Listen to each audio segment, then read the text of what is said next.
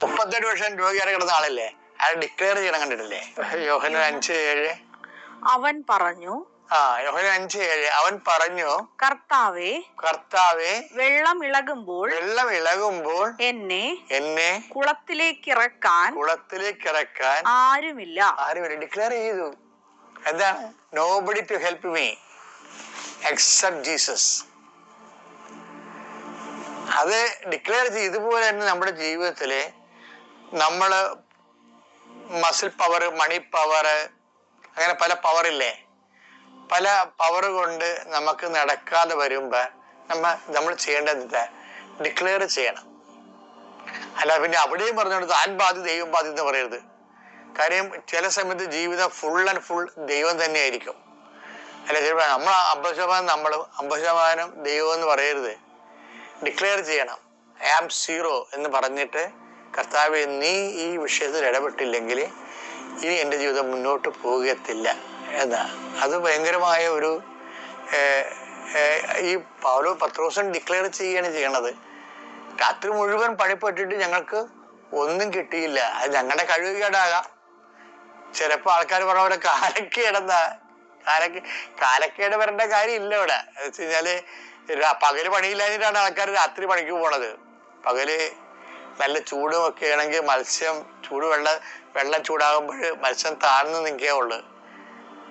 അപ്പൊ പക്ഷെ താഴ്ന്നു നിൽക്കണ കാരണം നല്ലവണ്ണം കല്ലുകൾ കെട്ടി വെയിറ്റ് കെട്ടി ആൾക്കാര് താഴ്ന്നു പോണ വലകളാണ് വെയിലുള്ളപ്പം ചെയ്യണത്. അങ്ങനെ കല്ല് കെട്ടി താഴ്ത്തി വല ഇട്ട് ആൾക്കാർ ഇങ്ങനെ ട്രോൾ ചെയ്തിട്ട് പോലും ഒന്നും കിട്ടില്ലെന്ന് പറയുമ്പോൾ മത്സ്യങ്ങൾ ഇല്ലെന്ന് അർത്ഥം കടലില്. അതുകൊണ്ട് ഇവര് രാത്രി കിട്ടുമായിരിക്കും.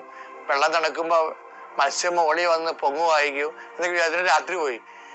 അതൊന്നും അല്ല പ്രശ്നം. മത്സ്യം ഉണ്ടെങ്കിലല്ലേ പൊങ്ങി വരത്തുള്ളൂ. അപ്പൊ സീറോ ഫിഷിങ് അവിടെ വരണത്. അപ്പോഴെന്നാ പറ്റും? നമ്മൾക്ക് ഒരാള് സഹായിക്കാനില്ല, വായ്പ തരാൻ ആരുമില്ല, നമ്മളെ സഹായിക്കാനും ആളുമില്ല, സാധ്യതയില്ലെന്ന് പറയുമ്പോ പിന്നെ ഉള്ള സാധ്യത എന്താണ്? ദൈവമാണ്. ദൈവത്തെ നമ്മുടെ ജീവിതത്തിൽ കക്ഷി ചേർക്കുന്നതിനാണ് ഉടമ്പടി എന്ന് പറയണത്. അതെപ്പോഴും നമ്മൾ നോക്കിയാൽ മനസ്സിലാകും. ഈ ഉടമ്പടി ഫോർമുല ഈ പിതാക്കന്മാരും പ്രവാചകന്മാരും ന്യായാധിപന്മാരും ദൈവത്തിന്റെ ആൾക്കാരെല്ലാം ബേസിക്കായിട്ട് ആരാണ്? അവരാരായിരുന്നു ശരിക്കും പറഞ്ഞ? പ്രവാചകന്മാര്. men of covenants. Prophets ആരാണ് അവര് ശരിക്കും പറഞ്ഞാൽ? men of covenants. Judges ആരാണ് അവര്? men of covenants.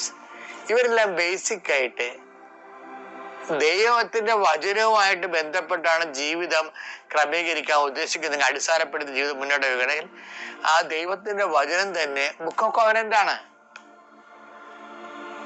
കർത്താവിന്റെ വചനത്തിന് പണ്ടൊക്കെ വിളിച്ചിരുന്നതിന്റെ പേരെന്താണ്? ഉടമ്പടിയുടെ പുസ്തകം എന്നാണ്. ജീവിത പ്രതിസന്ധികളില് നമ്മൾ ഒറ്റയായി പോകും. അപ്പോഴെന്ത് ചെയ്യും? അപ്പൊ നമ്മൾ കൈ ഉയർത്തി ഡിക്ലെയർ ചെയ്യണം. എന്താണ്? കർത്താവേ, എന്റെ കഴിവ് കഴിഞ്ഞു, ഇനി നിന്റെ കൃപയിലാണ് ഞാൻ ആശ്രയിക്കണേ എന്ന് പറഞ്ഞു നോക്കിയിട്ട് വചനം അനുസരിച്ച് ജീവിച്ചു നോക്കിയേ, വിവരം അറിയും. Thank you. അത്യപൂർവ ദൈവാനുഭവങ്ങൾ ഇനി നിങ്ങൾക്കും സ്വന്തം.